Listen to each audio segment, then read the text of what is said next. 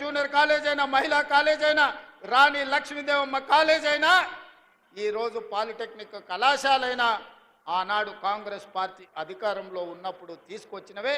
ఈ ప్రాంతాన్ని అభివృద్ధి చెయ్యాలని, రాజకీయ విలువలు పెంపొందించాలని ఈ వనపర్తిలో ఇలాంటి రాజకీయాలను తీసుకొచ్చిన వీళ్ళందరినీ, వీళ్ళ త్యాగాలను, వీళ్ళ ఆలోచనలను, వీళ్ళ అభివృద్ధి చేయాలన్న ఆకాంక్షను దృష్టిలో పెట్టుకొని ఆనాడు విద్యార్థి రాజకీయాలలో క్రియాశీలకంగా ఈ వనపర్తి నగరంలో నేర్చుకున్న రాజకీయ చైతన్యం ఈరోజు తెలంగాణ రాష్ట్రానికి ముఖ్యమంత్రినై ఈరోజు మీ బిడ్డగా మీ ముందు నిలబడ్డా అంటే ఇది నాకు గర్వకారణం. నిజంగా నాకు చాలా సంతోషాన్ని ఇచ్చే సందర్భం. అందుకే ఇవాళ మిత్రులారా, నాతోటి చదువుకున్న వాళ్ళనే కాదు, నేను ఎక్కడ ఎవరి ఇంట్లో ఉండి పాఠశాలకు పోయినో కళాశాలకు పోయినో ఆ కుటుంబంతో ఉన్న అనుబంధాన్ని ఇవాళ కుటుంబం దగ్గరికి వెళ్ళి నేను కలిసి రావడం జరిగింది.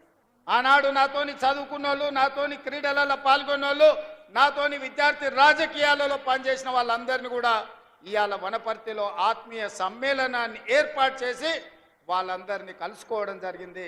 ఇంకా కొంతమంది మిత్రులు రాలేదు, వాళ్ళందరినీ కూడా తొందరలోనే కలుసుకుంటానని చెప్పి నేను ఈ సందర్భంగా తెలియజేయదలుచుకున్నా. ఇవాళ ఈ వనపర్తిలో దాదాపుగా మా మిత్రుడు బట్టి విక్రమార్క గారి సహకారంతో మా ఎమ్మెల్యే గారు, మా ఎంపీ గారు పట్టుబట్టి 1000 కోట్ల రూపాయలతో ఈరోజు ప్రాజెక్టులను, అభివృద్ధి పనులను ప్రారంభించుకోవడమే కాదు, మా స్వయం సహాయక సంఘాలు, మా ఆడబిడ్డలకు ఈరోజు మా సీతక్క, మా చీఫ్ సెక్రటరీ గారు దాదాపుగా సంఘాలకు 1000 కోట్ల రూపాయల నిధులను ఇవాళ ఆడబిడ్డల అభివృద్ధి కోసం విడుదల ఈ వనపర్తి నగరం నుంచే మనం చేసుకోవడం జరిగింది.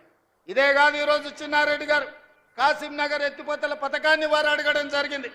తిరుమలాపాలెం వాళ్ళ సొంత ఊరు కాసిం నగర్, ఈ ప్రాంతంలో 4000 ఎకరాలకు నీళ్లు రావాలంటే కాసిం నగర్ ఎత్తిపోతల పథకం ఇస్తే బాగుంటుంది అని పెద్దలు చిన్నారెడ్డి గారు అడగడమే కాదు, ఆ ప్రాజెక్టుకు మాధవరెడ్డి గారు, డాక్టర్ మాధవరెడ్డి గారు పేరు పెట్టాలని. ఆనాడు ఎవరు ఉస్మానియా, ఆనాడు ఎవరు నిమ్స్ ఆసుపత్రికి పోయినా, మన వనపర్తే కాదు మన మహబూబ్ నగర్ జిల్లా నుంచి ఎవరు వెళ్ళినా వాళ్లకు ప్రత్యేకమైన వైద్యాన్ని చేయించి ఒక్క రూపాయి కూడా ఖర్చు లేకుండా డాక్టర్ జిల్లెల మాధవరెడ్డి గారు బ్రతుకున్నంత కాలం ఆఖరి శ్వాస వరకు వారి ప్రాంత పేదలకు వైద్య సేవలను అందించిండు, వారికి సహకారం అందించిండు. తప్పకుండా డాక్టర్ చిన్నారెడ్డి గారు అడిగిన కాసిం నగర్ ఎత్తిపోతల పథకాన్ని మా ప్రభుత్వం మంజూరు చేస్తుంది. 4000 ఎకరాలకు నీళ్ళు ఇవ్వడమే కాదు, డాక్టర్ మాధవరెడ్డి గారి పేరు పెట్టి వారు శాశ్వతంగా వారి సేవలను ఈరోజు గుర్తు చేసుకునే విధంగా పెట్టుకుంటాం. అదే కాదు, మా శాసనసభ్యుడు ఇలా అడిగాడు, జయరాములు గారి పేరు పెట్టాలి, డాక్టర్ బాలకృష్ణయ్య గారి పేరు పెట్టాలి అని. నాకు ఇంత గొప్ప అవకాశం, డాక్టర్ బాలకృష్ణయ్య గారి పేరు, జయరాములు గారి పేరు పెట్టే అవకాశం ఈరోజు ఈ సంస్థలకు వచ్చింది. తప్పకుండా ఆ మాజీ శాసనసభ్యుల పేర్లు పెట్టే బాధ్యత ఈ ప్రాంత ప్రజలకు, ఈ పేదలకు, వారు అందించిన సేవలకు మనం ఇయ్యగలిగిన గుర్తింపు ఇదే. అందుకే రాష్ట్ర ప్రభుత్వం వేదిక మీద నుంచి ప్రధాన కార్యదర్శి గారికి నేను ఆదేశాలు ఇస్తున్నా.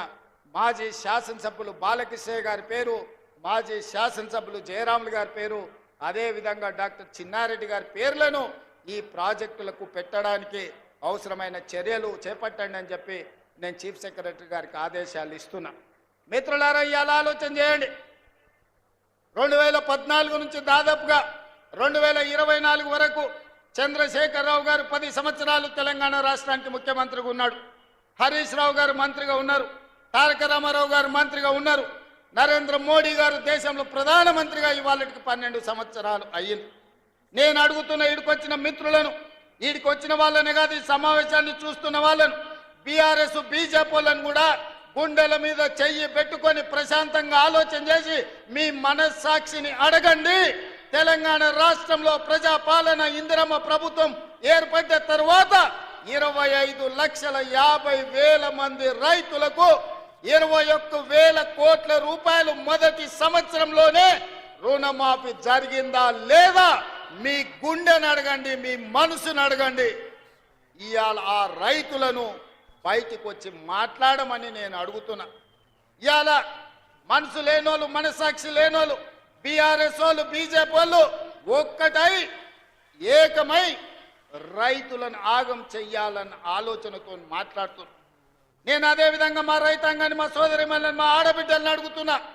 ఆనాడు రైతు భరోసా పథకం చంద్రశేఖరరావు గారు ఎన్నికల పేరు మీద ఎగనామం పెట్టిపోతే ప్రభుత్వం ఏర్పడ్డ మొదటి 3 నెలల్లోనే డిసెంబర్ 7 నాడు ప్రభుత్వాన్ని ఏర్పాటు చేసిన మేము, మా మిత్రుడు బట్టి విక్రమార్క గారు మార్చి లోపలనే 7,625 కోట్ల రూపాయలు రైతు భరోసా పైసలు మీ ఖాతాలలో వేసినమా లేదా మీరు వెళ్ళి మీ బ్యాంకుల్లో చూసుకోండి.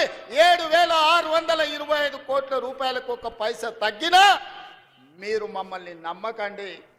ఒకవేళ వేసింది నిజమైతే ఆ తోడు దొంగలు చెబుతున్న అబద్ధాలను తిప్పికొట్టమని తెలంగాణ రైతాంగాన్ని నేను అడుగుతున్నా. ఇవాళ తెలంగాణ రైతాంగాన్ని ఎర్ర ఎండలు మండుతున్నాయి, విద్యుత్ వినియోగం పెరిగింది. ఇవాళ 16,000 మెగావాట్ల పైన ఈరోజు విద్యుత్తు అవసరం పడుతున్నది. కానీ ఒక్క గంట అయినా ఎక్కడైనా విద్యుత్ కోతలు విధించినమా?